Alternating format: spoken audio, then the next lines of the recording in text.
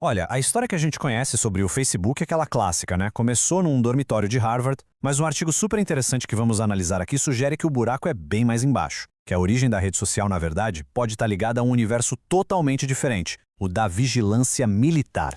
Pois é. A narrativa oficial a gente já sabe de cor.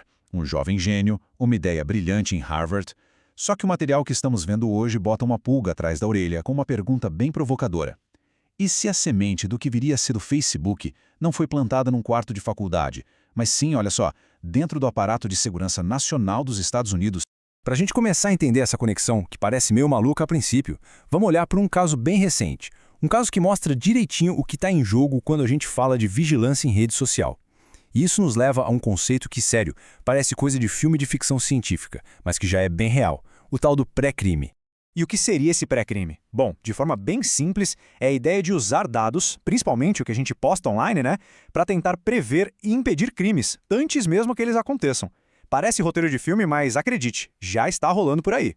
E olha só um exemplo bem concreto disso. Um cara chamado Daniel Baker, que é veterano no exército americano, foi preso por causa de umas postagens que ele fez no Facebook.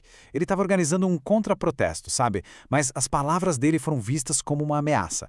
E o ponto mais importante aqui é o seguinte: esse foi um dos primeiríssimos casos de alguém ser preso por pré-crime com base exclusivamente no que postou em rede social. Ou seja, a vigilância virou ação concreta. Tá, mas de onde saiu essa ideia de pré-crime? Para entender a origem disso, a gente precisa voltar um pouco no tempo. Vamos lá para o período logo depois do 11 de setembro. É lá que a gente encontra o olho que tudo vê de uma agência bem específica do Pentágono, a DARPA. Então, essa DARPA, que é tipo o braço de pesquisa avançada do Pentágono, criou dois programas que, nossa, deram o que falar. O primeiro era o Total Information Awareness, ou TIA. O nome já entrega, né? A meta era criar um sistema de vigilância que soubesse de tudo. Já o segundo, o LifeLog, era ainda mais audacioso. O objetivo era literalmente criar um banco de dados com a existência inteira de uma pessoa. Imagina só, cada compra, cada amizade, cada lugar que a pessoa foi, tudo registrado.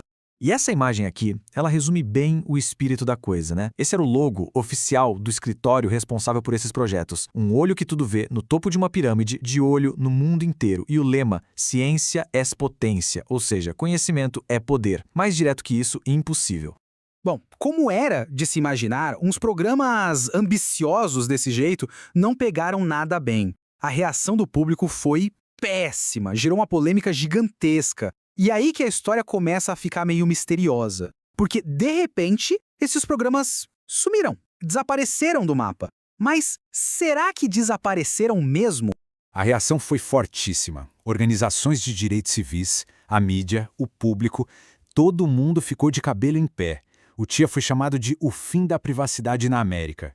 E o LifeLog? Esse foi considerado ainda pior, tipo o TIA elevado ao cubo.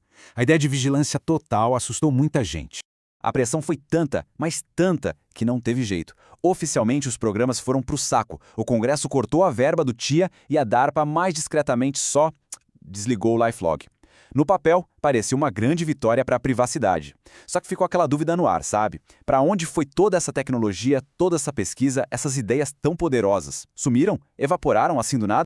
E é exatamente aqui que a história dá uma virada daquela super interessante. Porque o que parecia ser o fim de uma era de vigilância em massa, talvez tenha sido só o começo de outra. E tudo isso gira em torno de uma coincidência muito, mas muito suspeita, numa data bem específica.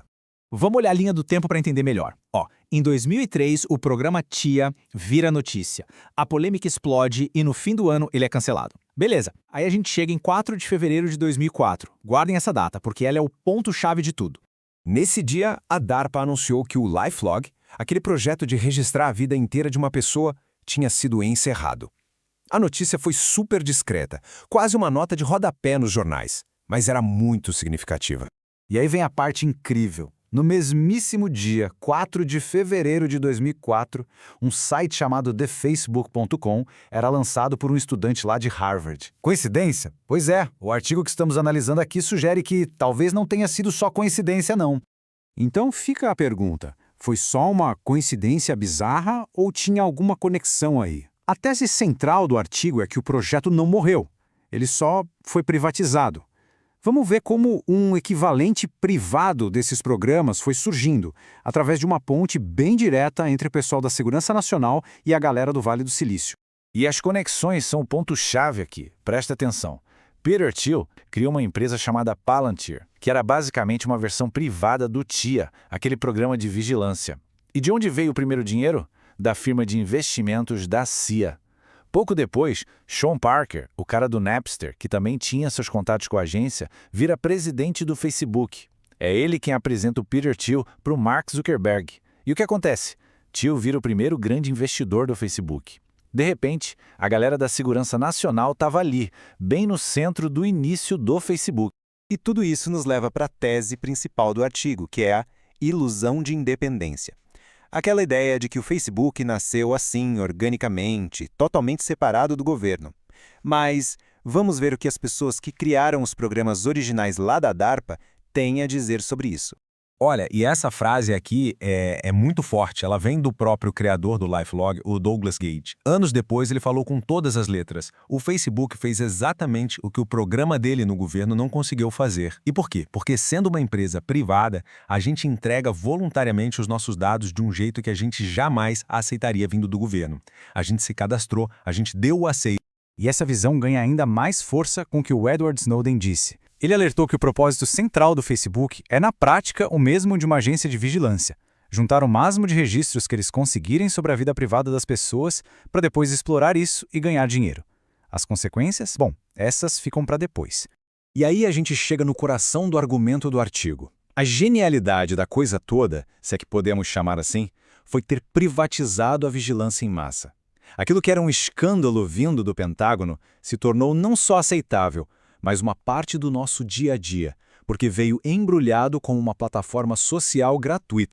Para fechar, o material deixa a gente com uma última provocação para pensar. Hoje, com bilhões de pessoas totalmente acostumadas a compartilhar tudo online, onde estamos, o que pensamos, com quem andamos, se essa ilusão de independência do Facebook fosse para o espaço, se ficasse claro que ele tem raízes num programa de vigilância do Exército, será que alguém ia se importar de verdade?